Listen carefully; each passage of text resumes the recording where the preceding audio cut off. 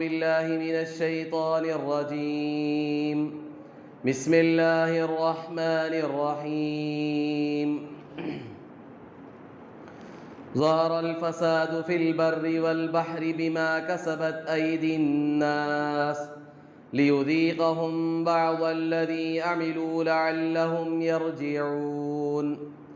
صدق الله العظيم. وقال النبي صلى الله عليه وسلم: سيأتي على الناس زمان الصابر فيهم على دينه كالقابض على الجمر، أو كما قال رسول الله صلى الله عليه وسلم.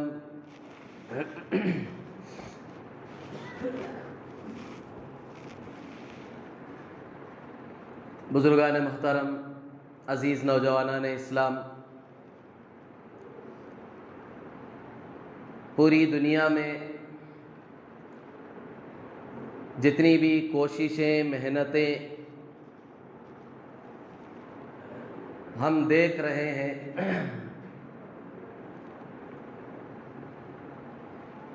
اسے اگر سمیٹا جائے،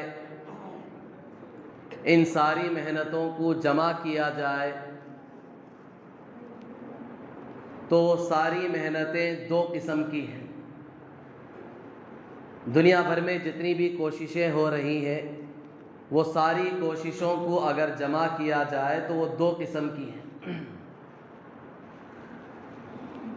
ایک محنت اور ایک کوشش وہ باطل کی ہے، طور طریقے الگ الگ ہیں، الگ الگ طریقوں سے محنت ہو رہی ہے، کوشش ہو رہی ہے، اور یہ پوری باطل کی محنت ہے۔ اور اس کے بالمقابل ایک محنت حق کی ہے، ہدایت کی ہے، صراط مستقیم کی ہے، جنت کی ہے۔ یہ دو محنتیں ہیں پوری دنیا میں۔ باطل کی جو محنت ہے، اس کی محنت کا خلاصہ اگر ہم غور کر کے دیکھیں تو ہمیں صاف طور پر یہ بات سمجھ میں آتی ہے کہ ہر چیز کا تعلق، ہر حال کا، ہر واقعے کا، ہر پریشانی اور ہر مصیبت کا تعلق وہ چیزوں سے جوڑتے ہیں۔ جو کچھ حالات ہیں، جو کچھ مصیبتیں ہیں، جو کچھ پریشانیاں ہیں، جو کچھ خوشیاں ہیں، سب کا تعلق وہ چیزوں سے جوڑتے ہیں۔ باطل کی پوری محنت کا خلاصہ ہے کہ دنیا میں جو کچھ ہو رہا ہے، اچھا یا برا، خوشی یا غم، سب کے پیچھے چیزیں ہیں، اشیاء ہیں۔ انہی سے یہ ساری چیزیں سامنے آتی ہیں، اس کا نتیجہ برآمد ہوتا ہے۔ اور دوسری طرف حق کی جو محنت ہے، خاص طور پر انبیاء علیہ الصلاۃ والسلام کی جو محنت ہے، اس کا خلاصہ یہ ہے کہ ہر چیز کا تعلق اعمال سے ہے۔ پریشانی ہو یا سکون ہو، خوشی ہو یا غم ہو، ہر چیز کو عمل سے جوڑتے ہیں انبیاء علیہ الصلاۃ والسلام۔ حق کی پوری محنت کا خلاصہ یہی ہے کہ جو کچھ ہوا ہے، جو کچھ ہو رہا ہے، اور آئندہ جو کچھ ہوگا، اچھا ہو یا برا ہو، سب کا تعلق اعمال سے ہے۔ یہ پوری دنیا کا خلاصہ ہے، ایک لب لباب ہے، ایک نچوڑ ہے۔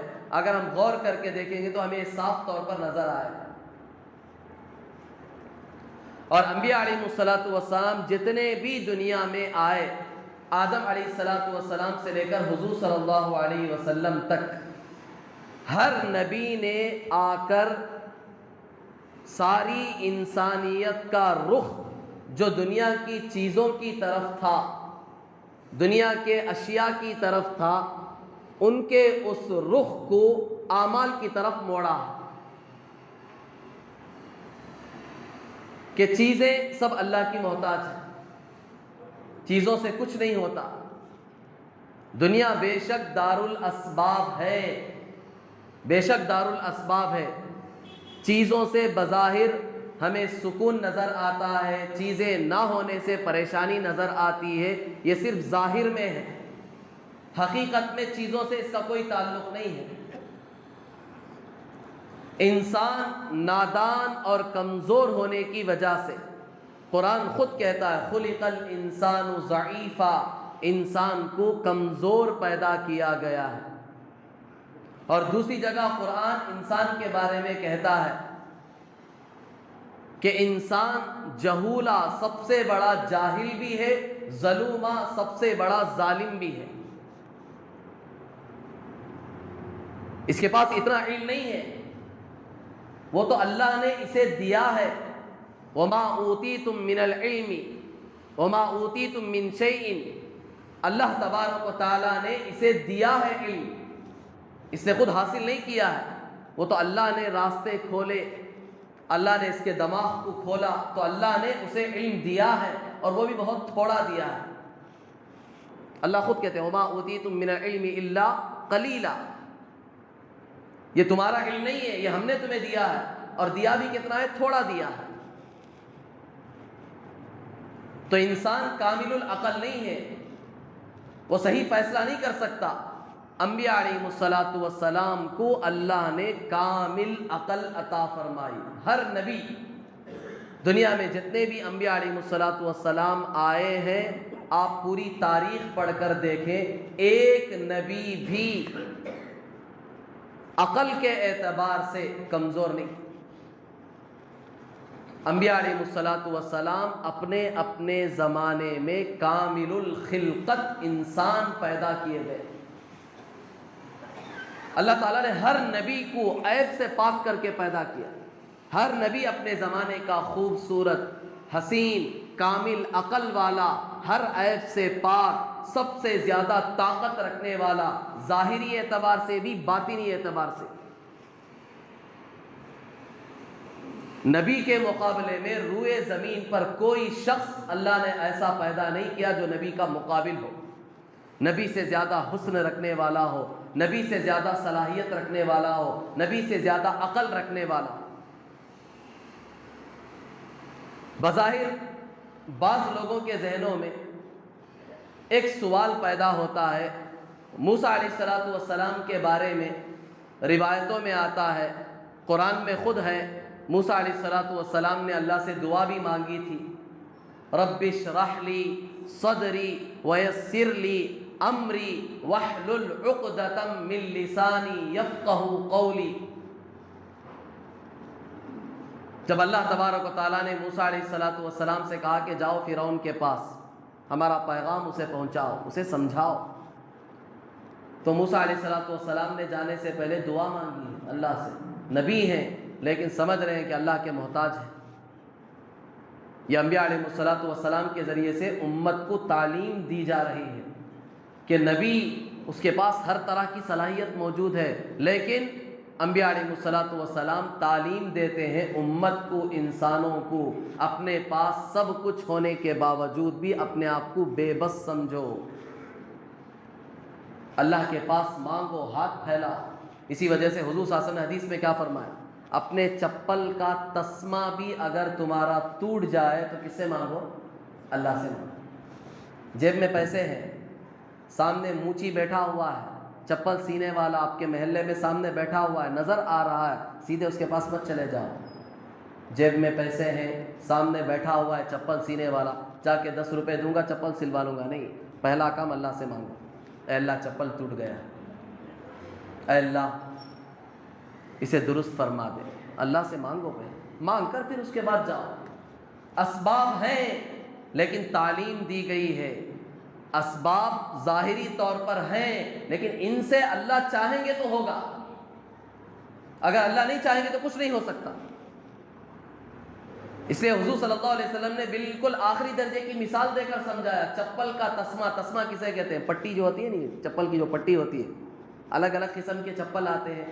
ہمارا انگوٹھا جو ہوتا ہے، انگوٹھا ڈالنے کی ایک پٹی آتی ہے، بعض چپلوں میں 2 پٹیاں آتی ہیں، بعض چپلوں میں 3 پٹیاں آتی ہیں. اسے کہتے ہیں تسمہ. یہ بھی اگر تمہارا ٹوٹ گیا ہے تو اللہ سے مانگ کر جاؤ. تو غرض موسیٰ علیہ السلام جا رہے ہیں، اللہ سے مانگ کر جا رہے ہیں. موسیٰ علیہ السلام کے زبان میں بظاہر تھوڑی سی لکنت تھی. اس لیے موسیٰ علیہ السلام نے اللہ تعالیٰ سے دعا کی، اے اللہ میرے بھائی ہارون کو بھی میرے ساتھ کر دے. یہ بہت اچھی گفتگو کرتا ہے، بہت فصیح و بلیغ گفتگو کرتا ہے، اسے بھی میرے ساتھ کر دے.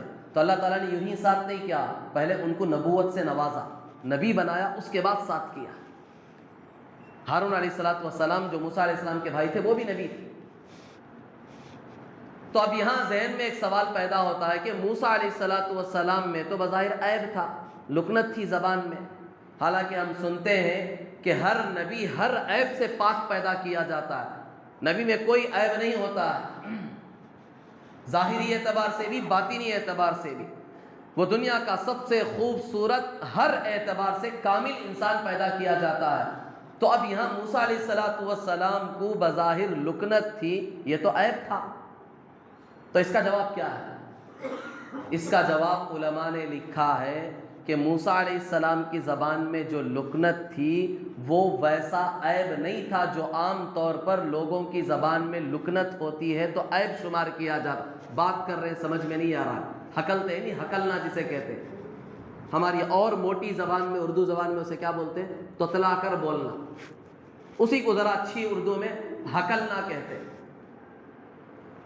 تو یہ جو لکنت ہے ہم دیکھتے ہیں بچوں میں، بعض نوجوانوں میں، بعض بوڑھوں میں یہ لکنت کی بیماری ہوتی ہے. بعض کو بچپن سے ہوتی ہے، بعض کو بعد میں پیدا ہوتی ہے. تو وہ ایک عیب ہوتا ہے، سامنے والے کو بات سمجھ میں نہیں آتی ہے. تو یہ باقاعدہ ایک عیب ہے. لیکن موسیٰ علیہ السلام کو جو لکنت تھی، جس کی دعا موسیٰ علیہ السلام نے خود مانگی، وَاحْلُلْ عُقْدَةً مِّن لِّسَانِي، اے اللہ میری زبان میں جو گرا ہے، لکنت ہے، تو اسے کھول دے. یہ مانگی ہے موسیٰ علیہ السلام نے خود دعا. تو علماء کہتے ہیں، مفسرین کہتے ہیں، وہ موسیٰ علیہ السلام کو جو لکنت تھی وہ ویسا عیب نہیں تھا، وہ اتنی زیادہ لکنت نہیں تھی جسے کوئی دیکھ کر یہ کہہ سکے کہ یہ عیب ہے. نام کی لکنت تھی،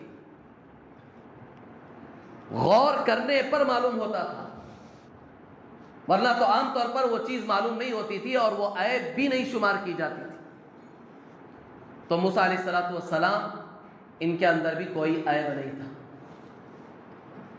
اور دوسرا ایک نبی ہے ایوب علیہ السلام، ان کے بارے میں بھی بہت مشہور ہے، حتیٰ کہ بعض تفسیروں میں بھی یہ لکھا گیا ہے کہ ایوب علیہ السلام کو اتنی سخت بیماری ہو گئی تھی، پورے جسم میں ان کے کیڑے پڑ گئے تھے، نعوذ باللہ. یہ بعض تفسیروں میں بھی لکھا ہوا ہے اور عوام میں بہت مشہور معروف ہے روایت. حتیٰ کہ قوم ان سے گھن کھاتی تھی، ان کو دیکھنا بھی پسند نہیں کرتی تھی، ان کے قریب بھی جانا پسند نہیں کرتی تھی.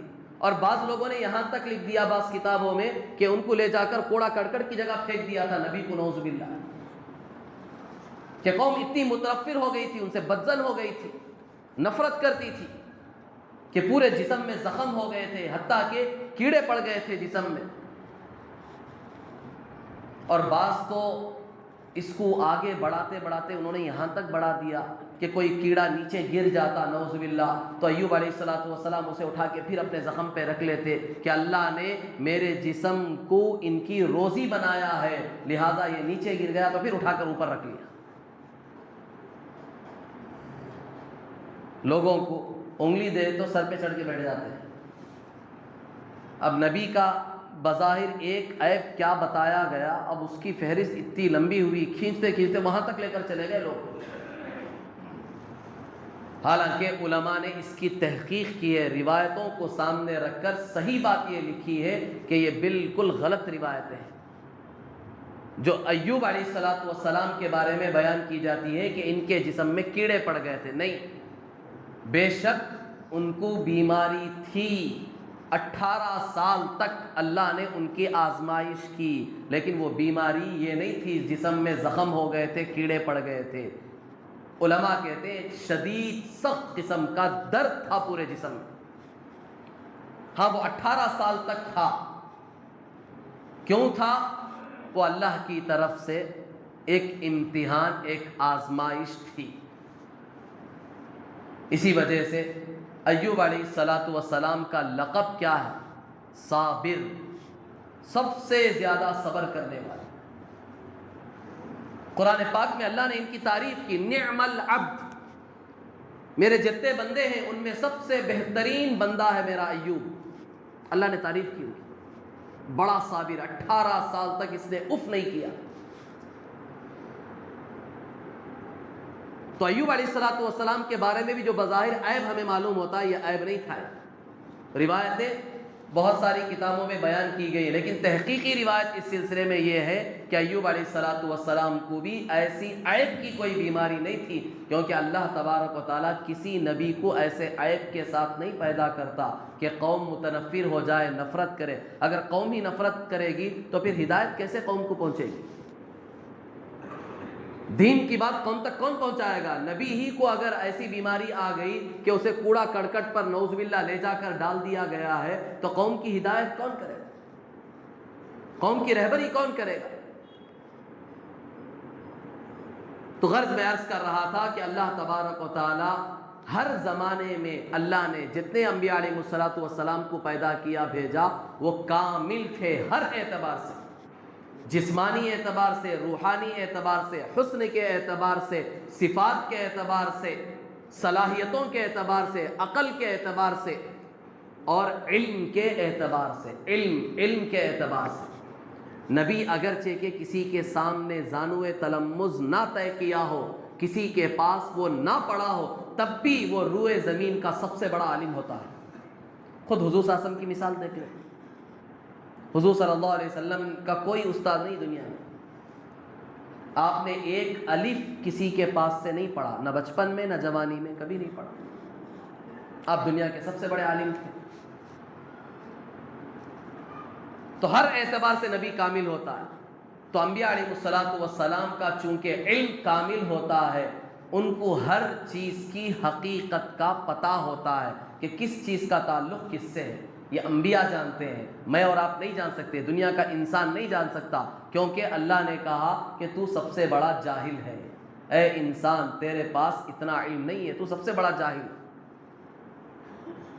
تھوڑا علم وہ بھی ہم نے تمہیں دیا، اس کی بدولت تم اتنا پھدک رہے ہو، ناچ رہے ہو اور ناز کر رہے ہو اور اپنے آپ کو سب سے بڑا عالم سمجھ رہے ہو، حالانکہ تم ظاہر کو دیکھ رہے ہو، چیزوں کی حقیقت تمہیں پتہ نہیں ہے کہ کون سی چیز نفع دینے والی ہے، کون سی چیز نقصان دینے والی ہے، تمہیں نہیں معلوم۔ تمہاری خوشی کا تعلق کن چیزوں سے ہے؟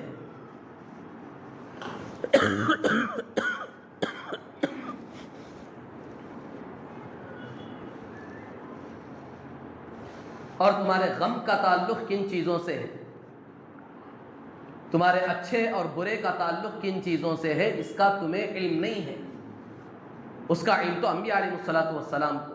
اس لیے ہر زمانے میں انبیاء علیہ الصلوۃ والسلام نے آ کر انسانوں کا رخ پھیرا ہے۔ سارے انسان دنیا کی طرف بھاگ رہے تھے، دنیا کی چیزوں کی طرف بھاگ رہے تھے، مال کی طرف، چیزوں کی طرف، عہدوں کی طرف بھاگ رہے تھے۔ انبیاء علیہ الصلوۃ والسلام نے آ کر ان کا رخ پھیرا اعمال کی طرف، کہ جو کچھ ہوگا وہ سب تمہارے اعمال سے ہوگا، سب چیزوں کے پیچھے تمہارے اعمال ہیں۔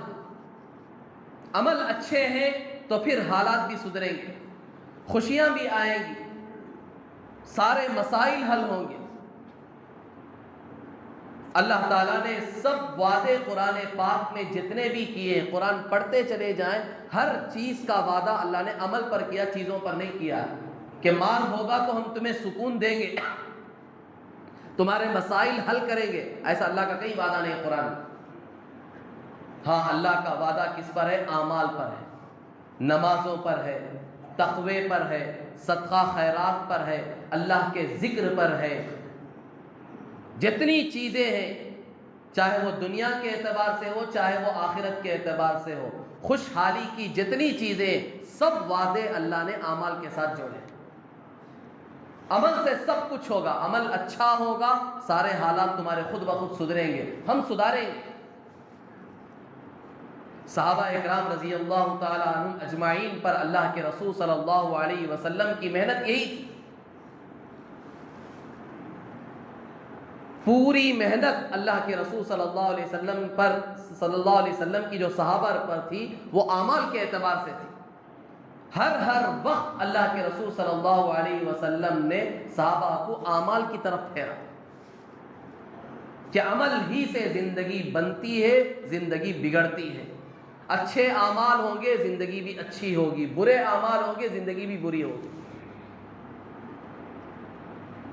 مشہور ہے یہ واقعہ ہمارے ہندوستان میں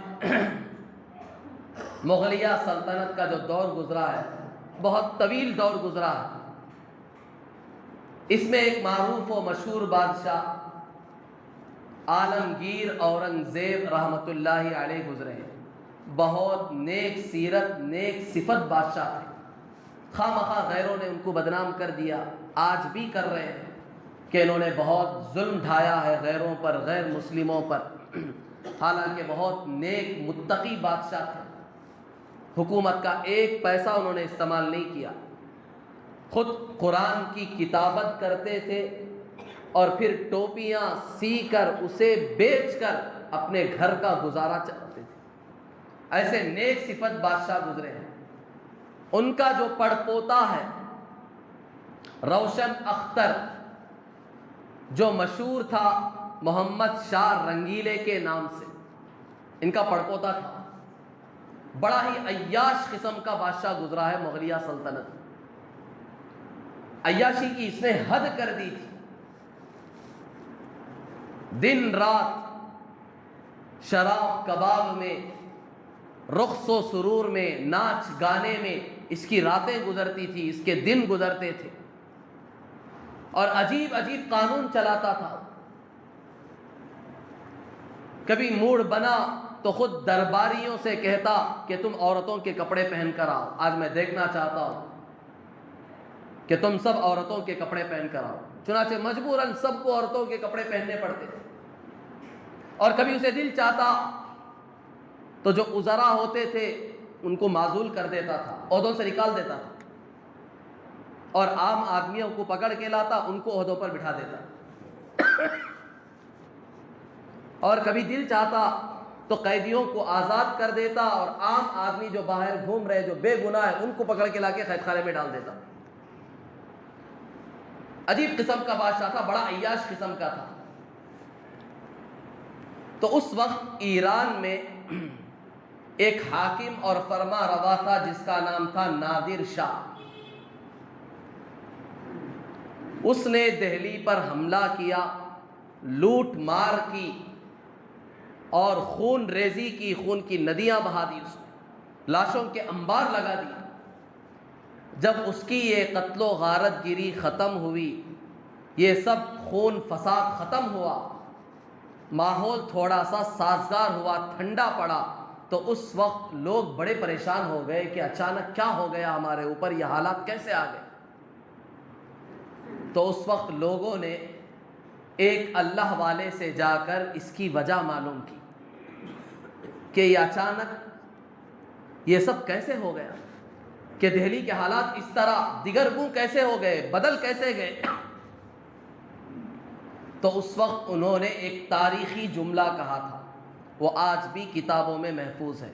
بہت سارے لوگ جانتے ہیں اس جملے کو، لیکن اس کا پس منظر بیک گراؤنڈ نہیں جانتے۔ یہ جملہ بہت معروف ہے، مشہور ہے، اکثر لوگوں کی زبانوں پر یہ جملہ چلا آ رہا ہے، کتابوں میں باقاعدہ محفوظ کیا ہوا ہے۔ وہ اللہ والے کہنے لگے، شامت اعمال ما صورت نادر گرفت، ان کی زبان سے یہ جملہ نکلا کہ ہمارے اعمال کی نحوست نادر شاہ کی صورت میں ظاہر ہوئی ہے۔ یہ ہمارے بدعمالیوں کا نتیجہ ہے یا اچانک جو دہلی بدلا ہے یا خون کی جو ندیاں بہائی گئی ہیں اس میں نادر شاہ کا کوئی قصور نہیں ہے، اس نے یہ خون کی ندیاں نہیں بہائی ہیں۔ ہماری بدعمالیاں، ہماری نافرمانیاں، اللہ کی ہم نے جو نافرمانی کی ہے وہ نادر شاہ کی صورت میں اللہ کا عذاب بن کر ہم پر برسی ہے۔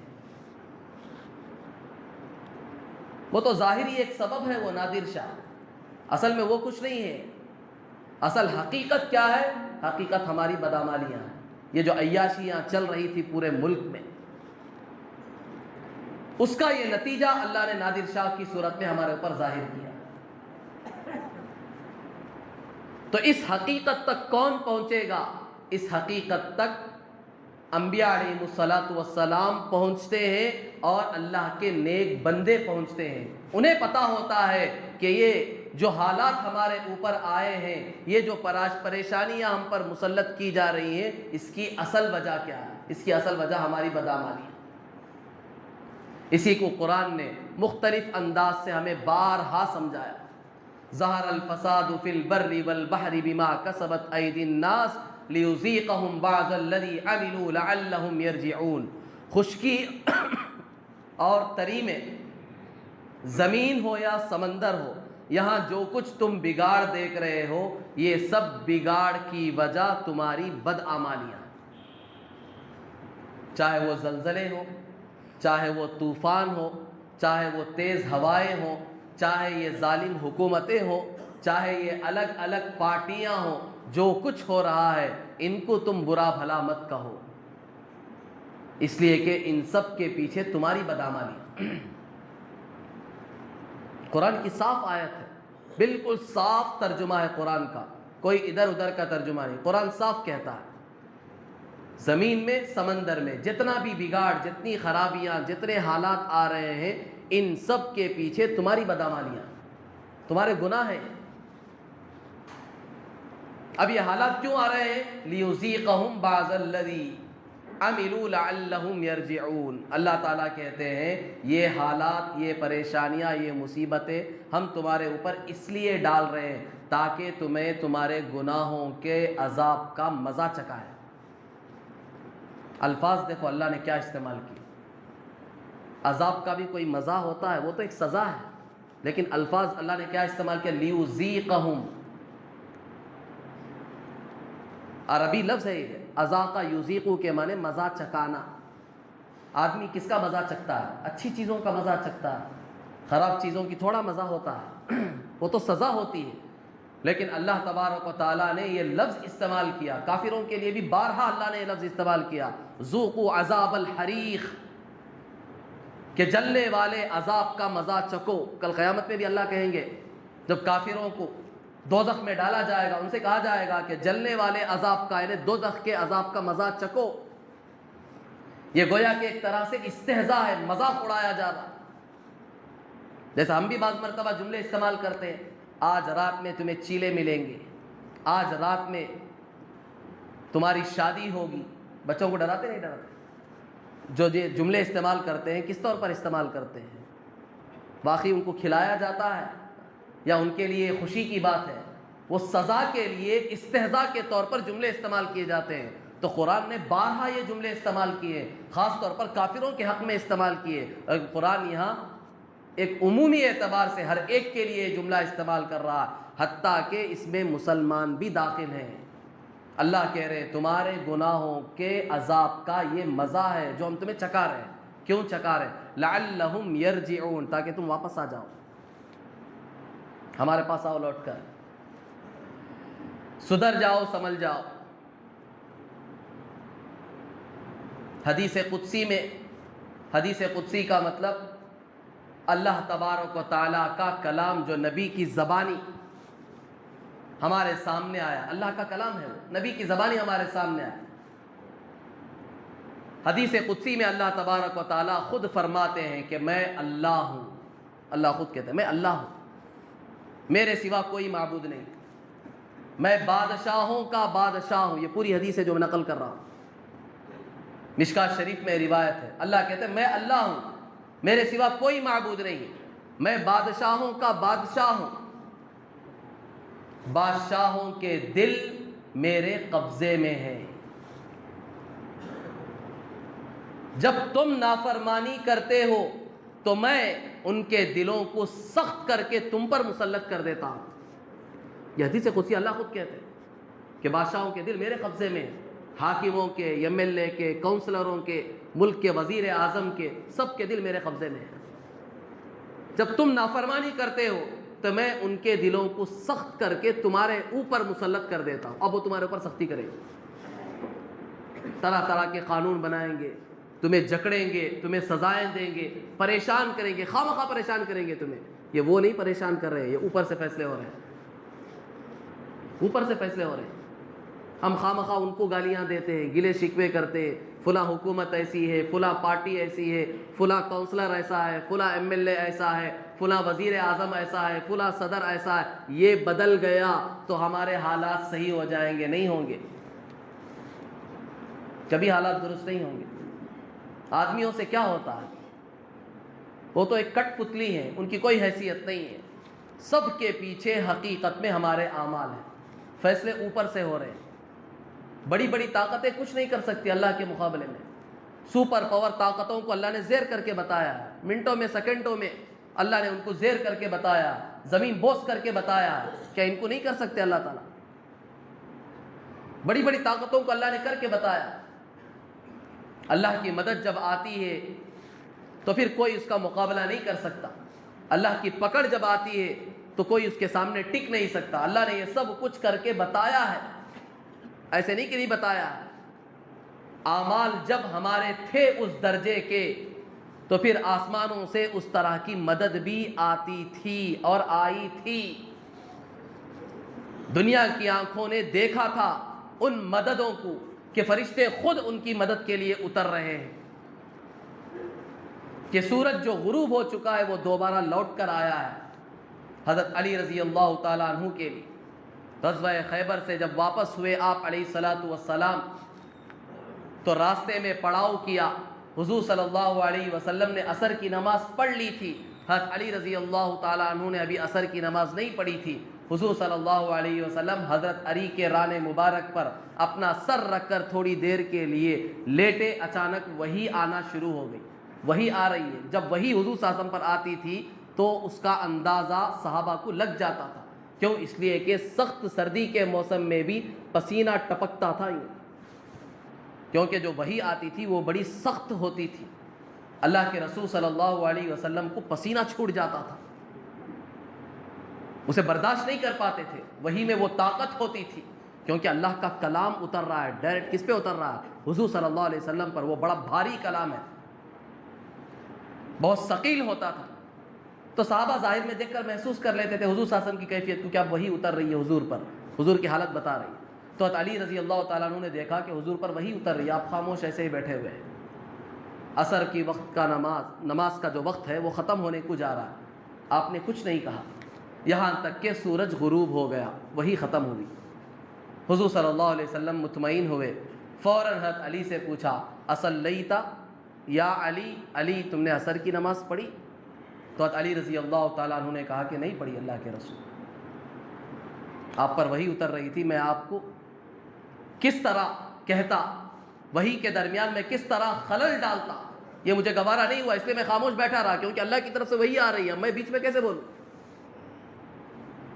تو اللہ کے رسول صلی اللہ علیہ وسلم نے ہاتھ اٹھائے اور دعا مانگی، اللہم انہ کان فی طاعتک و طاعت رسولک فردد علیہ الشمس، اے اللہ علی تیرے اور تیرے رسول کی اطاعت میں لگا ہوا تھا، اے اللہ سورج کو واپس لوٹا۔ عصر کی نماز کا وقت، سورج غروب ہو گیا، اب وہ سورج دوبارہ واپس نکلا ہے۔ اسما بنت امیس جو صحابیہ میں سے ایک صحابیہ ہے، وہ خود کہتی ہیں، روایت ہے باقاعدہ، قاضی ایاز نے شفا نامی کتاب میں یہ روایت نقل کی ہے۔ اسما بنت امیس رضی اللہ تعالیٰ عنہ کہتی ہیں، ہم نے خود دیکھا اپنی آنکھوں سے کہ جو سورج ڈوب چکا تھا وہ واپس نکلا، اس کی کرنیں، اس کی روشنی اونچے مکانات پر اور پہاڑوں پر پڑتے ہوئے ہم نے اپنی آنکھوں سے دیکھا۔ حضرت علی نے عصر کی نماز پڑھی، اس کے بعد دوبارہ سورج ڈوبا ہے، اتنا بڑا سورج۔ اللہ نے اپنے ایک بندے کے لیے دوبارہ واپس لوٹایا۔ سورج سے تو پوری دنیا کا نظام جڑا ہوا، وہ کوئی کھیل کھلونا نہیں ہے، وہ سورج پوری دنیا سے اس کا نظام جڑا ہوا ہے، لیکن اللہ نے ایک بندے کے لیے سورج کو واپس لوٹایا۔ کیوں؟ اس لیے کہ ان کے اعمال اس درجے کے تھے کہ اللہ کائنات کے نظام کو ان کے تابع کر سکتا۔ اور یہ اللہ کے وعدے صرف صحابہ کے ساتھ نہیں، یہ قیامت تک کے لیے۔ ان جیسا ایمان اور ان جیسے اعمال بناؤ تو یہ وعدے تمہارے لیے بھی ہیں کہ کائنات کو تمہارے تابع کریں گے ہم، پھر سمندر تمہارے لیے رکاوٹ نہیں بن سکتے۔ دشت تو دشت دریا بھی نہ چھوڑے ہم نے، بحر ظلمات میں دوڑا دیے گھوڑے ہم نے۔ سمندروں میں گھوڑے دوڑائے صحابہ نے کہ ان کے لیے سمندر مانے نہیں بنے، کوئی چیز ان کے لیے مانے نہیں بنی۔ حضرت عمر رضی اللہ تعالیٰ عنہ کے دور میں جب آگ نکل کے آئی ہے تو ایک چادر لے کر آگ کو ڈھکیلتے ہوئے لے جا کر اسی سوراخ کے اندر ڈھکیل دیا تھا، ختم کر دیا تھا۔ یہ سب صحابہ نے اپنے ایمانی اور اعمالی طاقت سے کر کے بتایا کہ یہ سب کچھ ہو سکتا ہے، بشرطے کہ تمہارے اندر بھی اس درجے کا ایمان اور اعمال ہو۔ تو اللہ تبارک و تعالیٰ نے اس پوری کائنات اور پوری دنیا کا نظام اعمال کے ساتھ جوڑا ہے، اسباب کے ساتھ نہیں جوڑا ہے۔ اسباب صرف ظاہری طور پر ہیں، لیکن ان سے کچھ نہیں ہوتا ہے، سب کچھ اللہ نے اعمال کے ساتھ رکھا ہے۔ اسباب ظاہر میں ہوں گے، تمہیں ظاہر میں لگے گا کہ اس سے ہمیں فائدہ پہنچ رہا ہے، اس سے ہمیں خوشی حاصل ہو رہی ہے، لیکن حقیقی خوشی اللہ نے اعمال میں رکھی ہے، حقیقی سکون اللہ نے اعمال کے ساتھ وابستہ کر کے رکھا۔